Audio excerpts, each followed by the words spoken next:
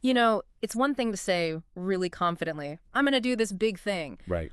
But it's a whole other level to stand there, world watching, millions of eyes, and not just do it, but do it exactly precisely how you said you would. Yeah, it's rare. Really rare. How often do we actually see someone call their shot with that kind of detail, that kind of audacity, and then just nail it? Not often in sports or anywhere, really. So today, we are diving deep into a moment in combat sports that, well, it didn't just shake things up. It was like watching a prediction unfold in real time. Left everyone kind of stunned. Even the people who heard the prediction beforehand. Exactly. We're digging into that huge shift in the UFC's lightweight division. We've pulled together insights, mostly from places like ESPN, Al Jazeera, to really get the full picture for you. The goal here is to give you the key stuff, what actually happened and why it's making such big waves. And our mission really is to unpack not just the what, the fight itself, but the why. Yeah. Why does this win matter so much? Yep. What's its signal for the sport's future? And, I mean, the details behind that prediction. It's almost unbelievable, isn't it? Like something out of a movie script. Totally. Okay, let's get into it. The man of the hour is Ilia Topuria. Right. Now, before UFC 317 even happened, Topuria wasn't shy. He went public, said something pretty bold. Very bold. Not just, I'm gonna win. No, he said, flat out, I will knock out Charles Oliveira in the first round for the vacant lightweight title. Yeah, vacant title fight. Big pressure already. No champ. Belts up for grabs. And he calls a first-round KO. I mean, the level of confidence, or some might say arrogance, Yes. to make that specific call. On that stage. Wow. What? And the truly fascinating part, the really wild part, is how it played out. It was chillingly accurate. Unfold it for us. Okay, so Topuria did knock out Oliveira, first round, It's like he said. And not just the round, but the time. 2 minutes, 27 seconds into that first round. So precise. Exactly. And the sequence itself was clean. A short, really sharp right hand landed right on Oliveira's chin. He threw a left hook after. But honestly, Oliveira was already going down from that first right. It was that impactful. Done. Just like that. Pretty much. A perfectly timed strike. End of fight. But it wasn't just like a lucky shot landing, was it? When you look at his whole performance in that short time. No, not at all. It was a really complete performance, even in just 2.5 minutes. You saw his whole skill set developing. Yeah, because Oliveira, everyone knows his ground game, right? The submissions. World class. And he tried to clinch, tried to get Topuria down multiple times. He did. But Topuria just fought off every single attempt. He was ready. So prepared not just for the striking, but for Oliveira's main strength. Exactly. It wasn't just striker versus grappler. Topuria showed he was ready for all of it. He knew what was coming. That speaks volumes about his preparation. It really does. And it highlights this bigger picture development in his game. Think about that moment, I think it was earlier in the round. Oliveira actually half-tripped him. Right, I remember that. Usually danger zone against Oliveira. Big-time danger zone. But Topuria didn't panic. He scrambled, reversed the position, and ended up on top of Oliveira. On top of Oliveira, the submission ace. Yeah, forcing Oliveira to defend. Yeah. So it's not just about the knockout power. It shows this, like, total MMA mastery. Yeah. He's comfortable everywhere, even against one of the best grapplers on the planet. Yeah. That adaptability, it's beyond what many thought he had, I think. Which leads perfectly into the history he just made, because this win, it wasn't just a win. No. Ilia Topuria is now 17-0, still undefeated, and he's the 10th fighter in UFC history to be a two-weight champion. Joining some serious legends. Couture, GSP, McGregor, Nunes. It's an elite club. A ridiculously elite club. But there's something else here, something that makes Topuria's entry onto that list unique, sets him apart from all those other legends. And that's the really crucial point, isn't it? What makes his achievement stand out even in that company? Yeah, what is it? Well, of all those 10 two-weight champions, Topuria is the only one, the very first one, to grab belts in 2 different divisions while staying undefeated the whole time. Wow. So everyone else on that list had a loss somewhere before or during their 2-division reign. Every single one. Think about the level of competition, the risks involved in moving weight classes. And he's done it all without a single loss. That's actually incredible. It really emphasizes the dominance. So not just a stat, Yeah. It speaks to sustained excellence in a brutal sport. Truly rare air. And Topuria himself, he's leaning into this narrative hard. Yeah. Oh, yeah. No shying away. Right after the win, microphone in his face, he says, I already said it.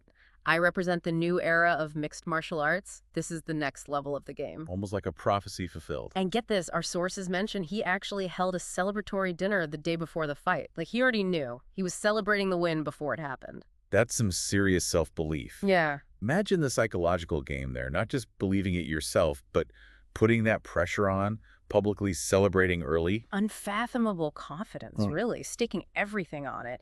Well, and when you connect it to his recent fights, that new era talk, it starts to feel pretty convincing, doesn't it? How so? This win over Oliveira, it's not a one-off. It's part of this, frankly, incredible run he's been on, maybe one of the greatest runs we've seen lately. Right, he didn't just beat Oliveira. No, he's now knocked out 3 absolute legends, 3 all-time greats, back to back to back. Before Oliveira, it was Alexander Volkanovski and Max Holloway. Both former featherweight champs, pillars of the sport, known for being almost impossible to finish. Exactly, and he knocked them out.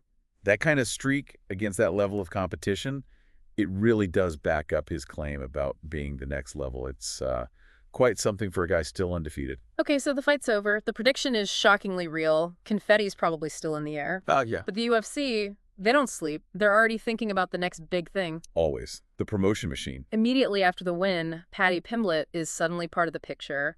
Pimblett, ranked Nodder, 8 lightweight, he was there, cage side. And then, bam, he's in the cage, squaring off with Topuria.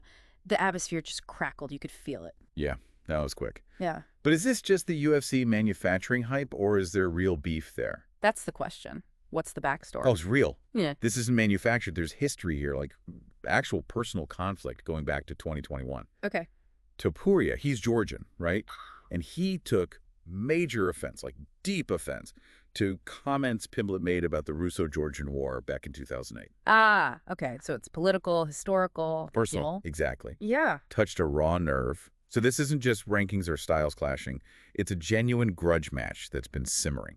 And the UFC knows exactly how valuable that kind of real emotional heat is for selling the next fight. Makes sense. And Topuria, he didn't miss a beat, did he? Turned that simmer into a boil right there? Nope.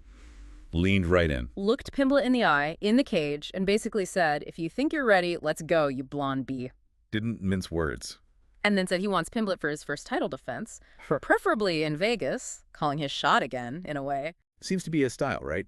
Enjoying crafting the narrative. Totally. But Pimblett isn't the only name on his radar, is he? What about other ambitions? No, you're right. And this also plays into that whole new era thing he's talking about.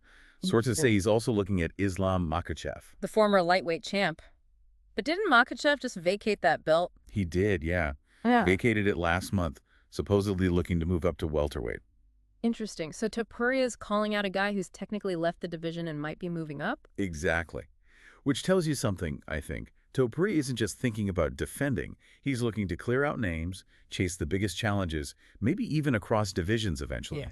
It reinforces that he sees himself as ushering in something genuinely new, dominating the landscape. Okay, so pulling this all together, what does this really mean for you listening to this whole deep dive?